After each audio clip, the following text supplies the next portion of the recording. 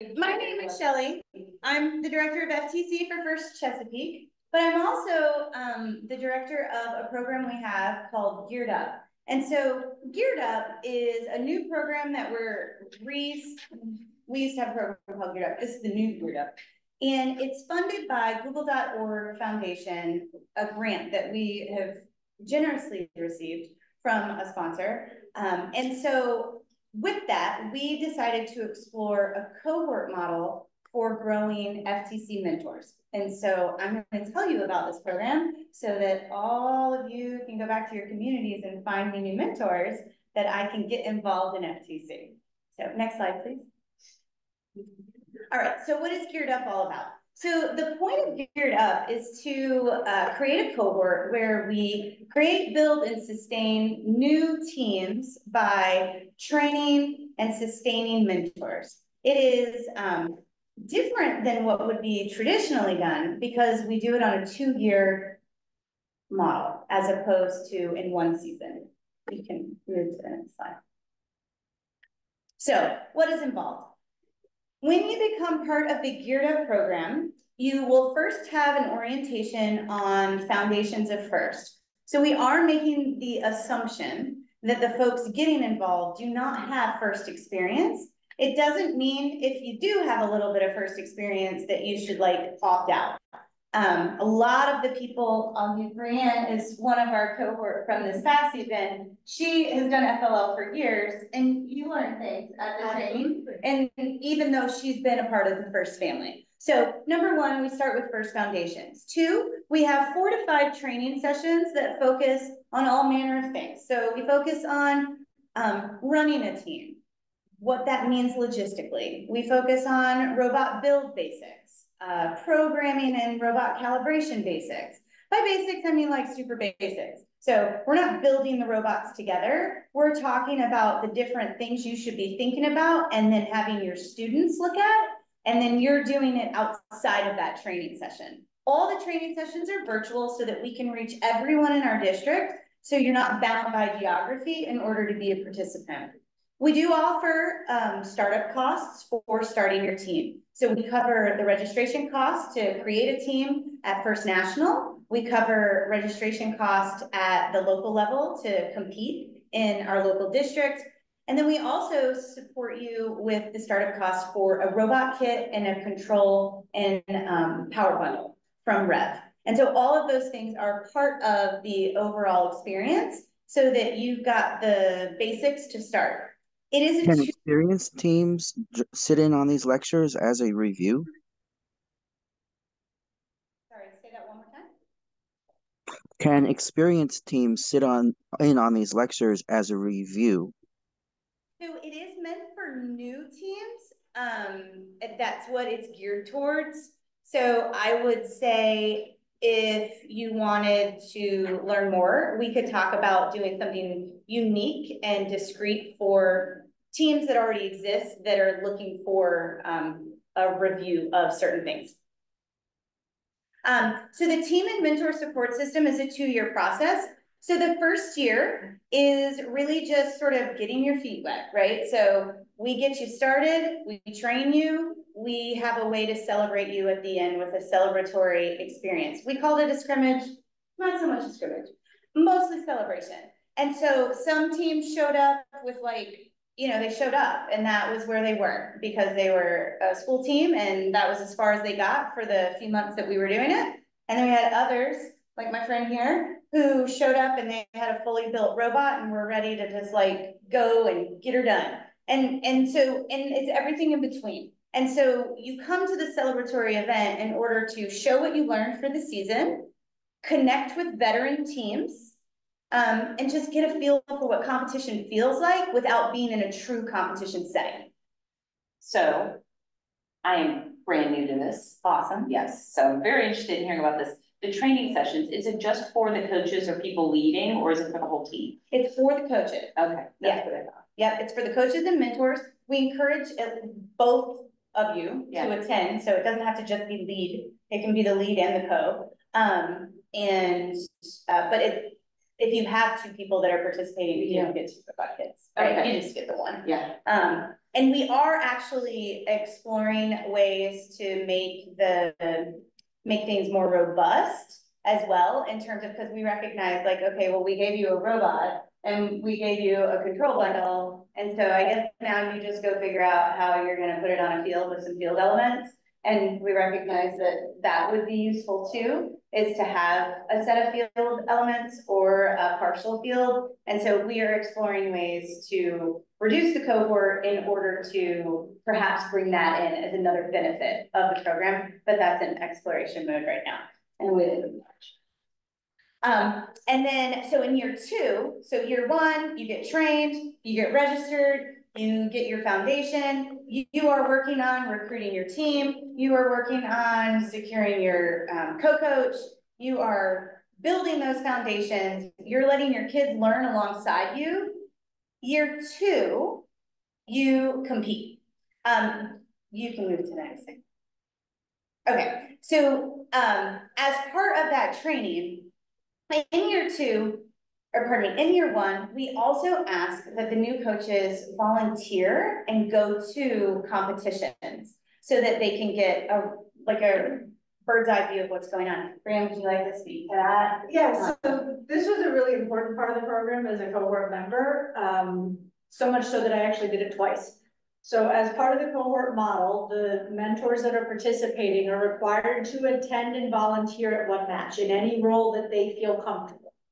I volunteered as a judge because I wanted to see the behind the scenes so that I could understand what my kids were going to be asked, how they would be compared, where they could, emphasize, and we could, with their portfolio work and things. So it gave me a behind the scenes on, like, what does that actual competitive landscape look like?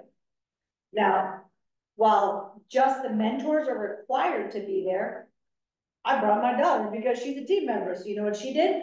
At States, she volunteered as a field resetter. And so before going into her first year as a competitor, she now has an understanding of the pace and the structure and the understanding. She understands a little bit more about the alliance piece. And so overall, just going and attending and participating as more than just a spectator has set our team up to be really prepared for our first competitive season that starts in the fall. And so the training, like I said, covers first foundations, robot building basics, robot calibration and programming basics. We also focus on outreach and sustainability because at the end of the day, we're going to get you started, but you will need to know how to continue once that start has concluded. And so we do talk about fundraising, recruitment, and things of that nature. We also give out some resources around starting a nonprofit because that is a thing for many of our community teams who are not based in schools. And then finally, we talk about competition preparation. And so part of that is geared towards preparation to go to the celebration event because we do have a modified game using the elements of the season we're in. But it's also an effort to get folks to understand, like, what does it take to advance? What do I need to be aware of if that's something that's important to our team? What are the kinds of awards that are available so that folks understand that aspect? You can go to the next slide. So again, back to the support that we offer. So regular communication, meaning we'll be sending out regular emails. We as a cohort have a Slack channel. So there's a lot of just regular communication so that you know what's happening and we keep you in the loop on all the different things.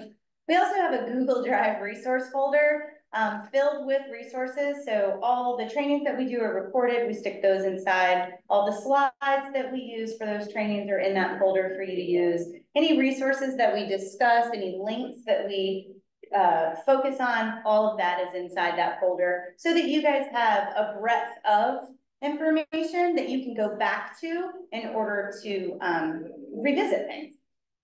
The third thing are those supports. And so the cohort this year, I would argue, did not communicate a lot outside of our cohort itself, like when we were meeting, that is something that we're looking to improve for the coming season so that the cohort themselves, much like a cohort in school, is depending on each other, not just the person doing the training. The celebration experience, which we've talked about.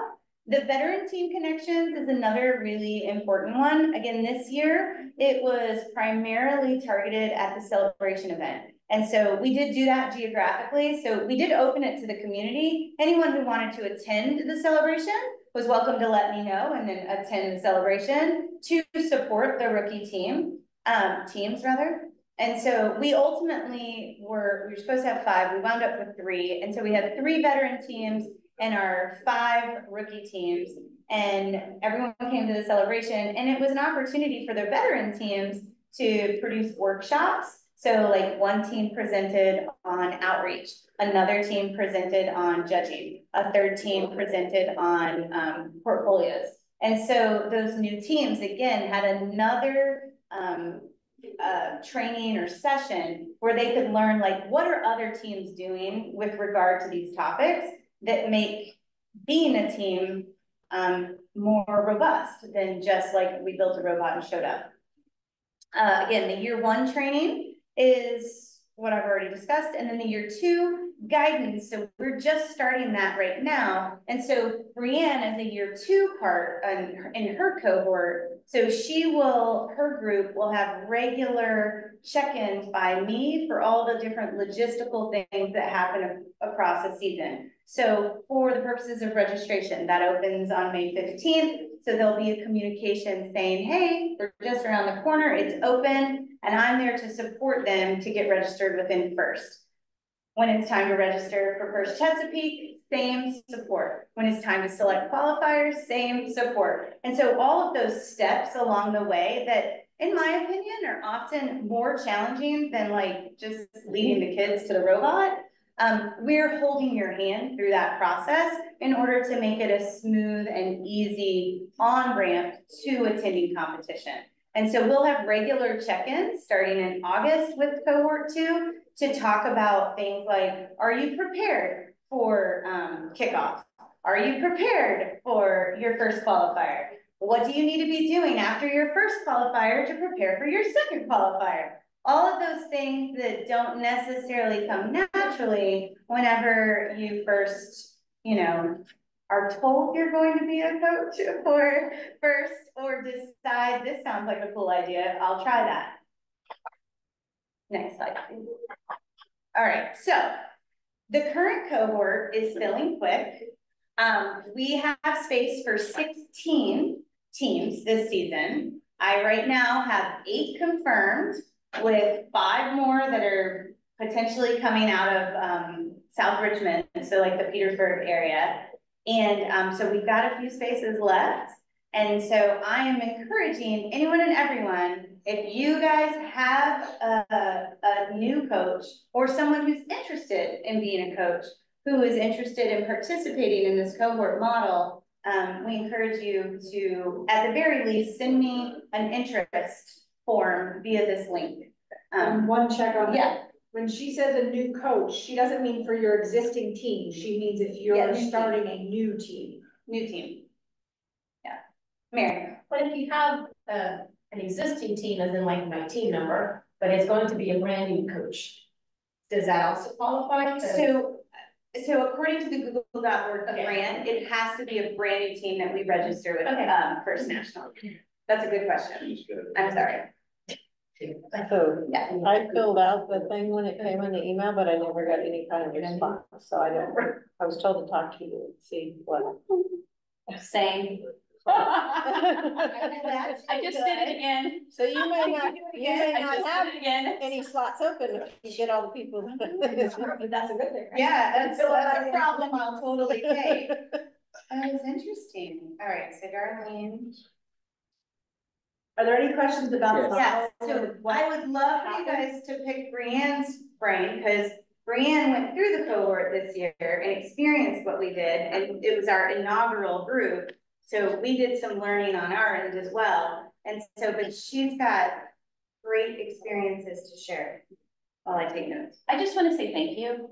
Because we're totally new, and between everything online and YouTube and Google searches, we're so overwhelmed, which is why we found out about this conference and we're coming. Because we're like taking crazy notes. Trying to figure out what in the world we're doing, because we got 15 kids. That's amazing. Whose parents have committed to join, and we're already collecting other parents to come in and fit roles, but we have no clue what we're doing. So we're talking to the Rev Rep about how many kids do we need to buy, and we're talking to everybody, and I've taken so many email addresses. So I just want to say thank you, because I almost want to cry right now. I'm like, oh. That's good. Ethan's whole family is involved in things. So this is my kids coach right here. And I will tell you, one of the beauties of First Chesapeake, in my opinion, is that because we are a vast district, sometimes people feel like they're isolated in their own little, world, in their little pocket. And the reality is, because so much of what we do can be done virtually, that getting you connected to some of these veteran teams who do exist, like the Red Beard Pandas, is a huge benefit. So if you're ever looking for teams like that you just want to have someone to reach out to, by all means, like, shoot me an email and let me know. So that's one thing. Second thing worth just throwing out there is Selig, who did the presentation right before this one. When the season begins, he offers coach mentoring virtually once a month. It's on our website. It's a Zoom link. You just click it and show up. You can ask questions. He always has an agenda. It's always sort of aligned with the season. And so, there's no, you don't have to be new or veteran, or you just show up and you can participate at will. And so those types of resources really do exist throughout the community. The best way to get information, I will tell you, is one, go to the website. The website is just chock full of information. Two, if you are not getting the FTC link newsletter, which I send out monthly, sometimes thrice. Sometimes you get 3. You get edition 1, you get edition 2, and then the one I call special. The special edition, because it's like, I just have more to tell you. And so, but at minimum, you'll get 1 newsletter a month, and those newsletters truly are filled with information about what's to come. I share scholarships, grants, programs, scrimmages, on-season, off-season, schedules, like any and all information that I think is imperative for you to know goes in that newsletter. So if you're not getting it and reading it, make that one of your reads, because it's a lot of good information. Yeah, newsletters are helpful, Yeah. I get it. Yeah. And also one question there, remember you mentioned about it mainly for the new teams. So I'm saying, let us say you are just a rookie team, so maybe some of these cohort resources may be helpful to the our teams. So is it like, for example, we can get the information or resources from those cohort? Yeah, so it's a great question. I think that's exactly what another person who was listening in virtually was asking. Correct. And so, as I said, for the purposes of sharing resources, we are in process of creating an FTC resource page where all the different resources that exist that we value and think are important, they're all in sort of one place for you guys to just go and click a link and actually get to it. So that is something that we're working on. Fingers crossed, it'll be ready by August. Thank you. Any other questions about Geared Up or wanting to know more from Brienne? So you said this is the first year that you're having teams graduate out of year 1. They're going to be competing this year alongside all of us. Fantastic. So I'd love to meet these teams, or just to know who these teams are. They were probably in one of your FTC link newsletters. Am I correct in saying that? So I've not shared their information to the community, but if you wanted to get connected with the community, I can. Even just their team numbers or their names, just that we can look for them at competitions and say, hey, congratulations. Yes. I obviously we can tell just by number alone who is a rookie team. I don't think anybody didn't know that. High numbers equals new, low numbers equals old. Mine's 4 digits. Y'all's is going to be 5. So just looking at number of digits alone can tell you who's been around for a while. But I train my students to look out for high.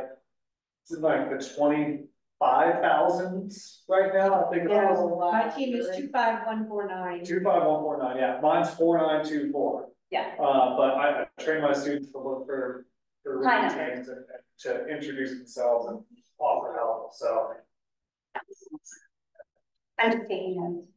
I think these are all great ideas. Shelly, you were talking, another question was asked about like new people participating in the cohort or kind of join in. If there was a way to record those and put them available, like as one set of them for people who like I have a long time team, but this past season I was brand new with a bunch of new students, and so those resources, like that information, some of that I there's no training for this. Gotcha. And so having it available to not, you know, we have a low number, but I was still a high number coach. So. And you're not alone. We've heard that many times, this idea that it's like, well, you know, many communities keep their number from year to year to year to year, but on a regular and somewhat regular basis, you have brand new teams with brand new coaches. So in all, you know, senses of the words, they're rookies, but they don't get identified as rookies because they're just using the same number from the original. And so, yeah, I'm making it. Okay, if it was available to just watch online for when people come in, I mean, trial by fire is great. Not really. I learned a lot of that, but it's not. Yeah, we're trying to provide the trial by fire. It's how they provide mental health. So can you guys with the last little bit, one more time? Oh, yeah, you're There. If you guys will just, push the QR code here, this is that exit slip that we were hoping everyone could fill out. So this is, it's 3, 2, 1, like 3 things you learned, 2 questions you have, 1 extra thought.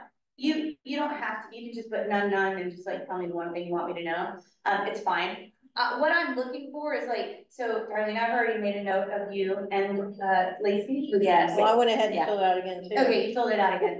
I'm curious, but I do wanna look because everyone who sent me those forms, I use, like, it's a spreadsheet, and so I Yeah, pulled said it those was emails. successful again. And so I'm curious where I have to figure that out. Yeah, I don't know where the disconnect is.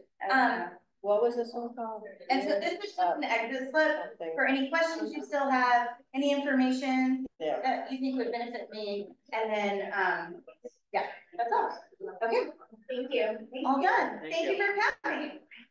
Oh, and if you, are FLL and you're looking to bridge to FTC, go to Brienne's, presentation later today because she did that with Geared Up and it's been a wonderful experience and easy to do.